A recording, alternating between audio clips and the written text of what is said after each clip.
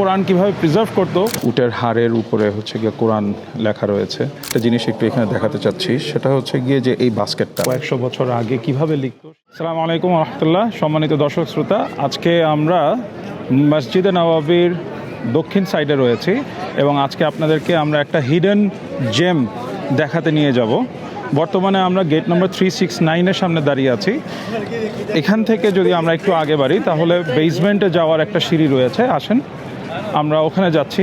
হারাম exceptional ম্যানুস্ক্রিপ্টস showroom, অর্থাৎ হচ্ছে কি একটা এক্সিবিশন অফ রেয়ার ম্যানুস্ক্রিপ্টস। আমরা এখান থেকে যদি বেসমেন্টে যদি যাই, একটা ফ্লোর নিচে গিয়ে সেকেন্ড ফ্লোরে যদি আমরা যাই তাহলে সেখানে আমরা একটা এক্সিবিশন দেখতে পাবো রেয়ার ম্যানুস্ক্রিপ্টস, অর্থাৎ কোরআন শরীফের রেয়ার বেশ পুরনো কপি এবং অরিজিনাল কপি এবং অরিজিনাল মুসহাফ এবং হচ্ছে গিয়ে কপি, সেই সাথে হচ্ছে গিয়ে কীভাবে করে আগের দিনে তারা কোরআন লিখতো সেই সরঞ্জামগুলো এবং কোরআন কীভাবে প্রিজার্ভ করতো সেইগুলো আমরা উপকরণগুলো আমরা দেখাবো আজকে ইনশাআল্লাহ। আমরা যদি গেট নম্বর 369-এর পাশে দিয়ে যে সিঁড়িটা রয়েছে সেখান থেকে যদি আমরা সেকেন্ড বেসমেন্টে আসি, P2-তে যদি আসি, তাহলে সিঁড়ি দিয়ে নামলে সোজা বরাবর আমরা দেখতে পাবো যে এখানে একটি এক্সিবিশন রয়েছে, the exhibition of the rare ম্যানুস্ক্রিপ্টস of the prophets মসজিদ। সো আসেন আমরা ভিতরে যাচ্ছি। ভিতরে গিয়ে আমরা আপনাদেরকে একটা ছোট্ট ব্রিফ ট্যুর দিব। এই গ্যালারিতে বেশ কিছু পুরনো রেয়ার ম্যানুস্ক্রিপ্টস রয়েছে, সেই সাথে সাথে হচ্ছে গিয়ে কোরআন সেই সময় কয়েকশো বছর আগে কিভাবে লিখতো সেই উপকরণগুলোও রয়েছে। সো এখানে হচ্ছে গিয়ে সেই উপকরণগুলো রয়েছে এবং সেই সাথে সাথে হচ্ছে গিয়ে এখানে বেশ কিছু কোরআনের মুসহাফের কপিগুলো রয়েছে। মুসহাফের কপিগুলো রয়েছে এখানে বেশ অনেকগুলো আছে যেগুলো হচ্ছে কয়েকশো বছর পুরনো এবং হ্যান্ড রিটেন। এখানে হ্যান্ড রিটেন কোরআন শরীফের কপিও রয়েছে, অরিজিনাল কপিও রয়েছে এবং হচ্ছে গিয়ে স্যাম্পল হিসাবে অন্যান্য পুরনো কপি রয়েছে। যেরকম পেছনে হচ্ছে গিয়ে ওয়ালের ভেতরে ছবি যেগুলো দেওয়া আছে সেই কপিগুলো হচ্ছে গিয়ে আপনার যেরকম এই কপিটা হচ্ছে গিয়ে প্রায় 200 বছর আগের। আমরা যদি দেখি এখানে বেশ কিছু পুরনো ম্যানুস্ক্রিপ্টস রয়েছে, কোরআনের মুসহাফ রয়েছে, আর সেই সাথে সাথে এখানে হচ্ছে গিয়ে আগেকার দিনে কিভাবে করে তারা কোরআন শরীফগুলো লিখতো, কোরআনের মুসহাফগুলো কিভাবে লিখতো সেই কলম, সেই দোয়াতগুলো রয়েছে, কালি দোয়াতগুলো রয়েছে। এখানে যদি দেখি যে এখানে একটা কাঠের একটা ট্যাবলেট রয়েছে যেখানে হচ্ছে গিয়ে কোরআন এখানে লেখা আছে, কোরআনের অংশ লেখা আছে, প্লাস হচ্ছে গিয়ে ওখানে দেখেন যে আপনার সেই উপকরণগুলো রয়েছে যেগুলো দিয়ে হচ্ছে গিয়ে পুরোনো দিনে আপনার কিভাবে করে মুসহাফগুলো হ্যান্ড রিটেন হতো। এখানে আরও বেশ কিছু উপকরণ রয়েছে আপনার মুসহাফের জন্য। এখানে বুকমার্ক হিসাবে যেরকম আছে ছোট কাঁচি আছে, ওখানে কিছু কাঁচি আছে, ছুরি আছে। সো এগুলো সব কিছুই ব্যবহার করা হতো হচ্ছে গিয়ে কোরআন মুসহাফ লেখার জন্য। আমরা যদি এখানে দেখি, এখানে হচ্ছে গিয়ে যে রোজ ওয়াটার রাখার জন্য এখানে কিছু উপকরণ রয়েছে। এই সব উপকরণগুলো ব্যবহার করা হতো কোরআন শরীফ মুসহাফ লেখার উপকরণ হিসেবে ব্যবহার করা হতো।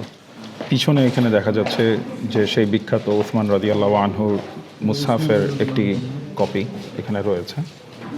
আমরা এখন পাশের গ্যালারিতে এসেছি। এখানেও বেশ কিছু পুরনো রেয়ার ম্যানুস্ক্রিপ্টসের কপিগুলো এখানে এক্সিবিশনে রয়েছে। সেই সাথে সাথে এখানে হাড়, যে পশুর হাড়, যেরকম এটা উটের হাড়ের উপরে হচ্ছে গিয়ে কোরআন লেখা রয়েছে। এখানে হচ্ছে গিয়ে ভেড়া, শিপের শোল্ডার বোন, সেখানে হচ্ছে গিয়ে লেখা রয়েছে। এখানে হচ্ছে গিয়ে লেদারের উপরে, কাপড়ের উপরে, এভাবে করে পুরোনো দিনে তারা হচ্ছে গিয়ে তারা কোরআনকে লিখে রাখতো প্রিজার্ভ করার জন্য এবং মানে the medium of transmitting knowledge. So এখানেও দেখা যাচ্ছে যে এখানে কোনোটা কাঠ রয়েছে, তারপর সামনে বেত রয়েছে, এগুলো দিয়ে হচ্ছে পাম লিফ, অর্থাৎ হচ্ছে গিয়ে খেজুর গাছের যে ডাল রয়েছে সেগুলো ব্যবহার করা হয়েছিল কোরআন মুসহাফ লিখে রাখার জন্যে। আমরা যদি দেখি তাহলে এখানে দেখতে পাচ্ছি যে খেজুর গাছের পাম ট্রির উপর হচ্ছে গিয়ে যে ডাল রয়েছে সেইখান থেকে তারা এগুলো ব্যবহার করা হয়েছে কোরআন লেখার জন্যে। তারপরে হচ্ছে গিয়ে এটাও এক ধরনের ট্যামারিস্ক উড, এটাও এক ধরনের কাঠের একটি ট্যাবলেট যেখানে কোরআন লেখা হয়েছে, মুসহাফ লেখা হয়েছে। এটা হচ্ছে কি পাথরের টুকরা, পাথরের উপরে লেখা হয়েছে এখানেও এগুলো সব হচ্ছে বিভিন্ন ধরনের পাথর। এখানেও হচ্ছে গিয়ে আপনার বিভিন্ন ধরনের পাথরের উপর লেখা রয়েছে।